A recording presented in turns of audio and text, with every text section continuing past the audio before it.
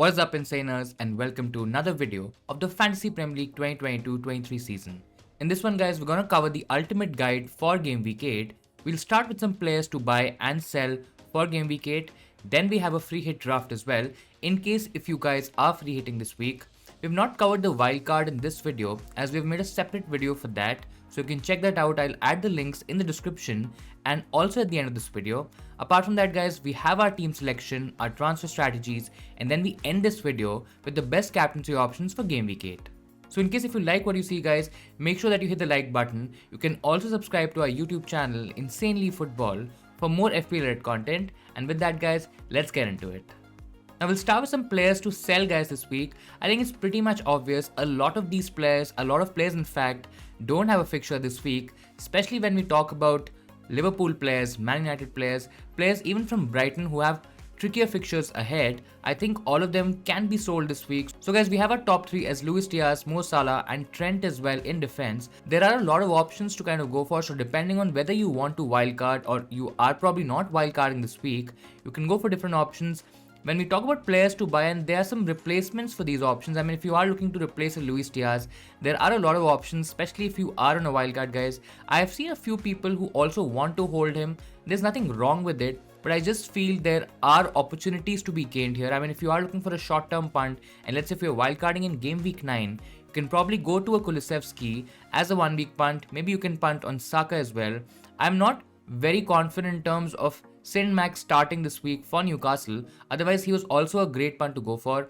Now, Mo Salah being a premium option, I understand that a lot of people might be a bit skeptical to sell him, but I just feel you have an option in KDB. I know not a lot of people are going heavy on Son, considering what they saw against Sporting, guys, and which is absolutely fine. I mean, the other option would have probably been a Sterling or a Fernandes, and by chance both of them don't even have a fixture this week, so you can still retain that money. And I'm in that camp, guys, where I believe that you should probably retain that premium money, because it's always easier to then kind of go back to a Salah. In case if Salah starts firing, then you don't really have to panic, make a lot of transfers, take hits. I mean, you can just switch a KDB directly to a Salah. So I think there is an opportunity to be gained here, but I genuinely feel that if whether you're wildcarding or not, it doesn't really matter. But I just think that Mo Salah, Trent and Diaz, I mean, they can be sold. Now, when it comes to buying a different option in defense especially, I think Trippier is a very famous option, a very popular option this week. And I think it deserves its merits, guys. I think he's a great option to go for. He's good in terms of attacking threat. Newcastle are a decent defense. I mean, they are keeping clean sheets in spite of conceding a lot of shots on goal.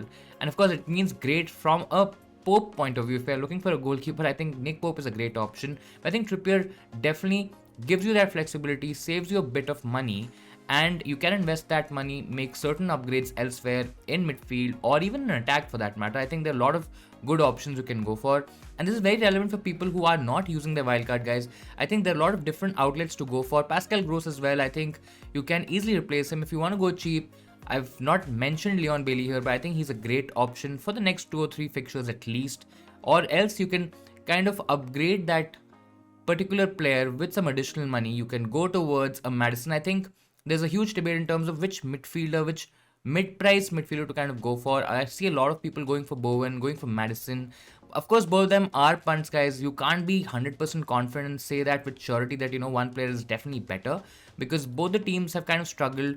Both picks have also struggled, but I just feel Maddison has slightly better fixtures. He's also gotten returns this season, which Bowen hasn't really gotten at all, guys. And I just feel maybe Maddison is a slightly better pick. But again, at the end of the day, they're all punts, and you can of course take your pick and go for one of the options. In terms of forwards, guys, I think 2 forwards are very popular, apart from of course a Haaland in wildcards among wildcard players, and those are Mitrovic and Isak, guys. I think both of them are really good options. Both of them have decent fixtures this week, and I don't think so you can go wrong with either of them. I just feel Mitrovic is a slightly known devil here. I mean, we know how he's playing. We've seen Fulham already. Isak is still a kind of an unknown player.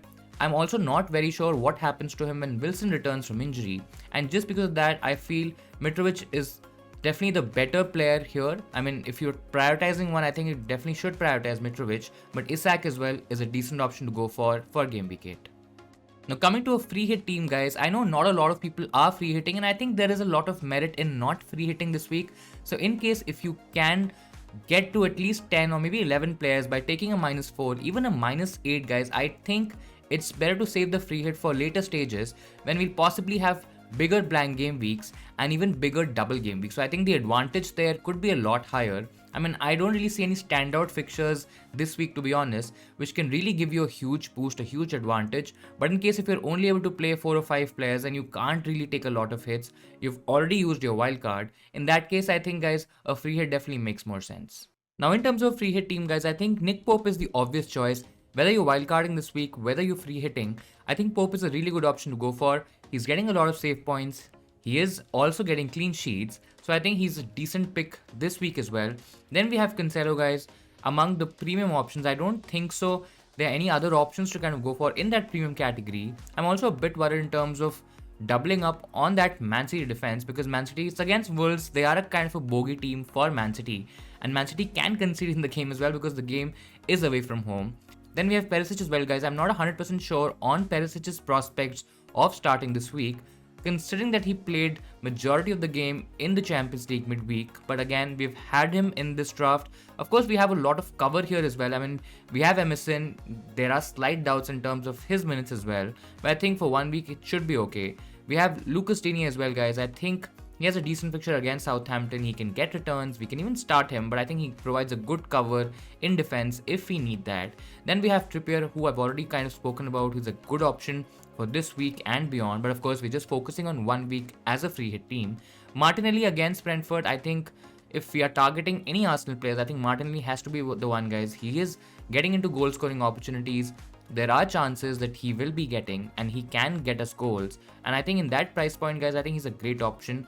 Then we have Bailey as well. I don't know if a lot of people probably would be going for Bailey. I still have Bailey in my regular team, but I don't see a lot of teams having Bailey. So I think he's a great differential.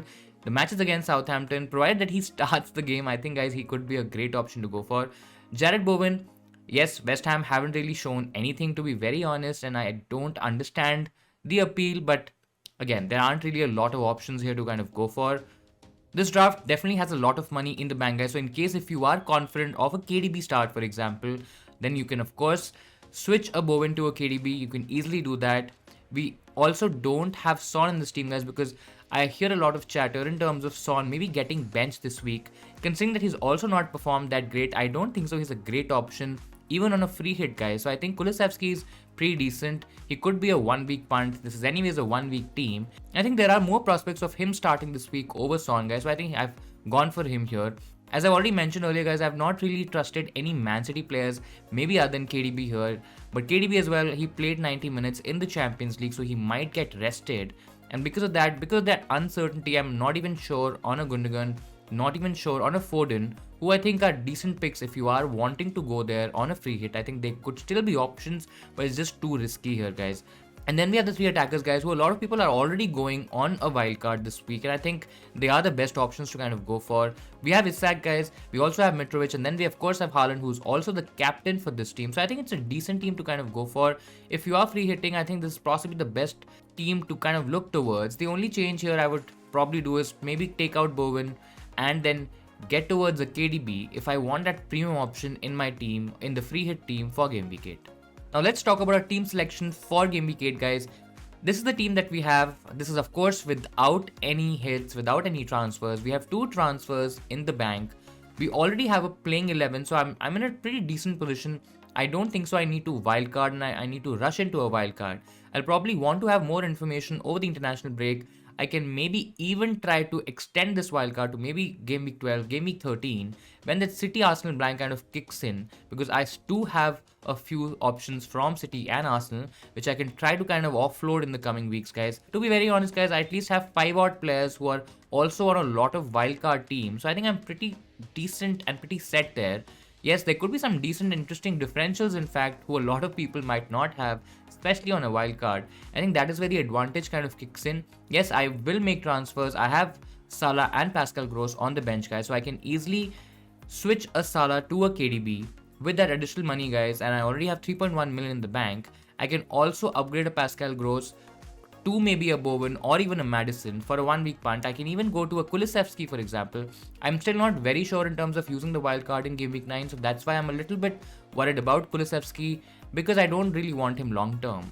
But I can generally go for him for 1 week. I would have loved to kind of go towards a Newcastle attacker, guys, and I was really looking forward to having Saint Max in my team in midfield. But in terms of whatever I'm hearing, I don't think so. He's possibly going to start. Maybe he gets on the bench but doesn't start, and that's kind of making me a bit worried about his FPL prospects this week. If I still get some news in terms of him starting this week, guys, I still might get him in. Maybe it might be a late transfer, but I think this is what I'm thinking. Definitely Salah is becoming KDB, because I can hold KDB for the next 2 to 3 weeks and then maybe get back to a Salah, especially from game week 12 when the fixtures for Liverpool ease up.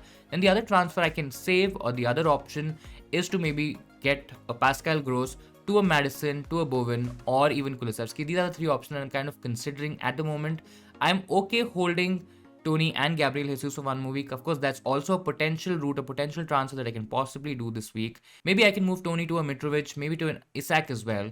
But let's see. I mean, I'm still not 100% sold in terms of changing my forward line, because I already have a playing 11, so I don't really have to take a lot of chances. But yes, I can go for a couple of punts, but that's definitely going to be a lot closer to the deadline.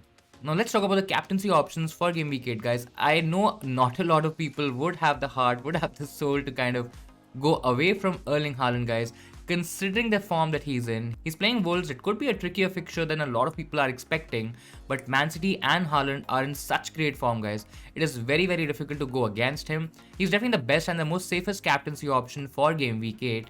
His ownership is definitely going to be very high. There are potential huge losses if you kind of go against him, so there is all of that conversation to be had.